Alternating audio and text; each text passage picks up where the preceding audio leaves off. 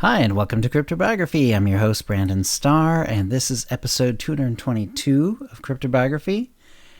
And it is part 16 of Snake Magic. I hope you're enjoying this story. Here we go. Neidre pitched in and helped teach the human tongue alongside Linsifed. The days, then the weeks, wore on. She was paid a small amount and had a room to her own, and she found that she liked it. Eventually, when she wasn't busy teaching, she made her way to the magical warrens. There she met some nasrach who said they could teach her the proper magics. Neidre found herself so excited by this that it took up all the little corners of her mind. She stopped worrying about how soon she would see Hefrid again, or what was happening in the human world, or anything like that. Neidre sat down by an elderly nasrach. He looked her up and down. "Freed recently, then?" he said in a slow, low voice. Neidre knew it was not guesswork, and not magic. Anyone of her age who didn't have their magical scales in yet had clearly not been raised among the nasrach. But something in his voice kept her from feeling embarrassed this time. "Yes, sir," she said in nasrach. "Fine. I see a green scale, bright, almost emerald, and a blue, that one a nice, slightly deep azure. Do the exact shades matter then? I was told that green was healing and blue was change." "You were told right, but for those of us who study more closely, the shade can give clues as to the nasrach's real capabilities." It dimly registered to Neidre that she had not had trouble with a single word of nasrach in this entire conversation. Shrugging off that thought, she said, "Interesting. What do my shades tell you?" "Your green color tells me your healing is of the physical sort, injuries, wounds, and so on, as opposed to diseases, say, or poisons. Your blue shade is more interesting to me. It is of such a clear, clean blue that I expect you will find that you have a lot of powers over change, transformation. Since you have so few experiences, you may have a third color coming. Some do, though 2 is the most common. I'd say we should get you to the healers first. They can teach you much, and also, healing tends to be more easily controlled. Your blue magic may be more difficult, but we have teachers for that too. Still, it will be healing first, and we'll keep an eye out for any further colors that might arise." "Thank you," Neidre said, not knowing what else to say or what was likely to happen next. The elder nasrach gestured at a pupil. "Take Neidre here to the healers. I'm sure they'll understand right away what to do." The pupil slid across the room, then mounted a very steep peg stairs wrapped around a pillar. Neidre followed. The pupil went across a couple of platforms. The magical teaching area of the city was extensive, and then waved at Neidre to follow him onto a platform that had a covered area. The pupil stayed still next to a post that marked the entrance of the mostly open platform. Neidre could see a lot of nasrach inside. Some of them seemed to be at work, healing at that very moment, hovering over other nasrach who were on raised beds. The pupil waited until one of those inside noticed and slithered over. "A new healer, Neidre. Neidre, this is Iker, one of the lead healers." Iker looked her up and down. She was tallish, but very slender. Even her tail looked thin, though wiry and strong. "Welcome, Neidre," she said. The pupil slid away. "Come in. Today, just observe. I'll talk things over with you at the end of the day." As it was already past noon, Neidre nodded.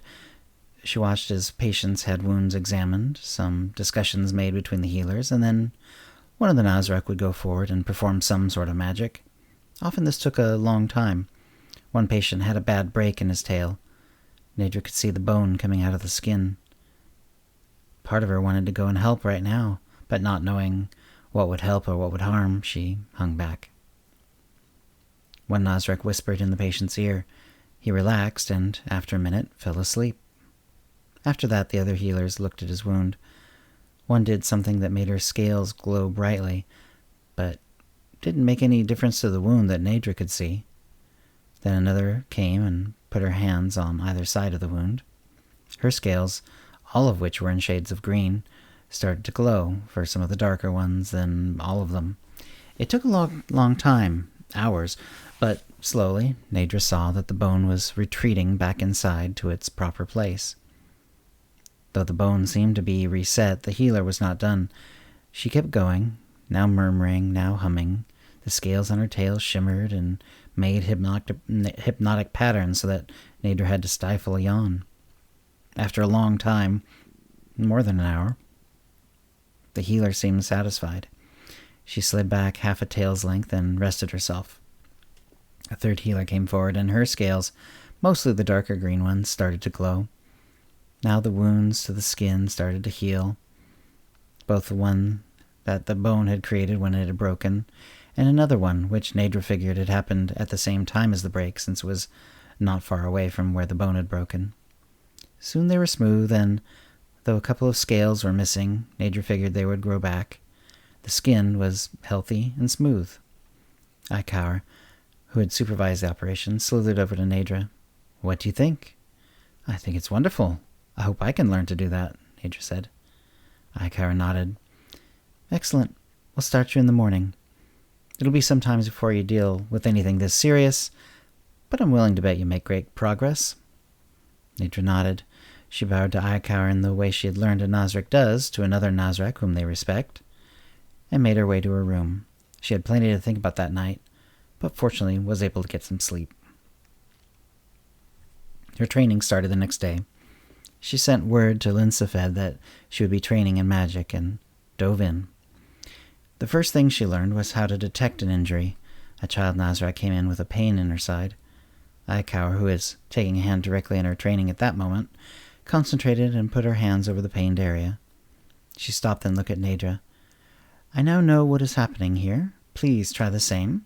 Concentrate, and feel what has gone wrong inside of her." Neidre did so, lightly touching the area, feeling the slight flinch the patient gave at even that. She could tell there was something happening inside the patient. It was like an uncomfortable heat, a pain, a stretching. Neidre realized that the magic was allowing her to sense what the patient was sensing, in a way. But it did more. As she continued to focus, it was like the pain became visible, a reddish coal burning inside the patient's torso. "There's something wrong right there," she said, pointing.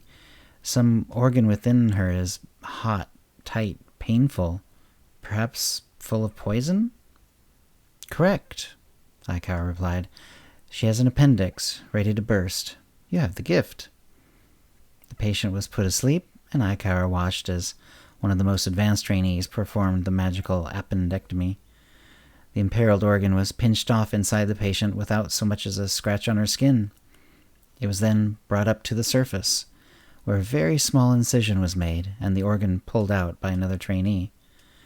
Then the incision was closed, so well that Neidre could not tell where it had been.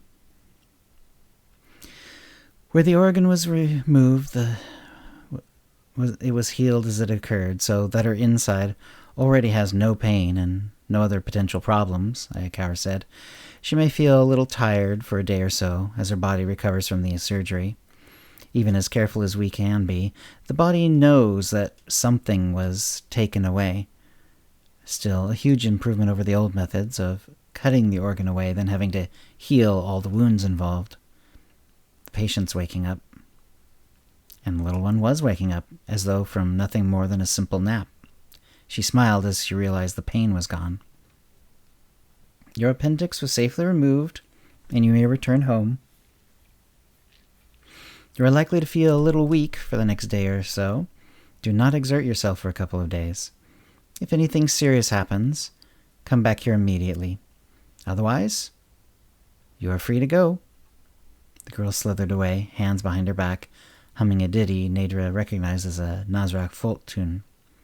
"That was amazing," Neidre said. "I was more amazed by you, my young friend. You got it the very first time with little preparation. And once we teach you the organs of the body and their functions and possible difficulties, you'll even be able to put a name to the injuries and ills you discover." Neidre nodded. She knew it meant a lot of work, but she was excited by the prospect. And And that's the episode for this week. Hope you're enjoying the story. And yeah, obviously Neidre's story is continuing. She's continuing to make progress and things are happening in her life. And we're going to continue with this, as much as possible. Obviously the holidays are coming up and there's going to be some times when I'm going to have difficulty putting out a regular episode, but I will write as much as possible. So anyway, hope you have a good time. If you have any comments or questions about this episode or previous episodes, CryptoBiography@gmail.com, or hit us up on Facebook or Twitter. And thanks for listening. Words and music, copyright 2021, CryptoBiography LLC, all rights reserved. Characters and events are fictional, fictionalized, or satirical.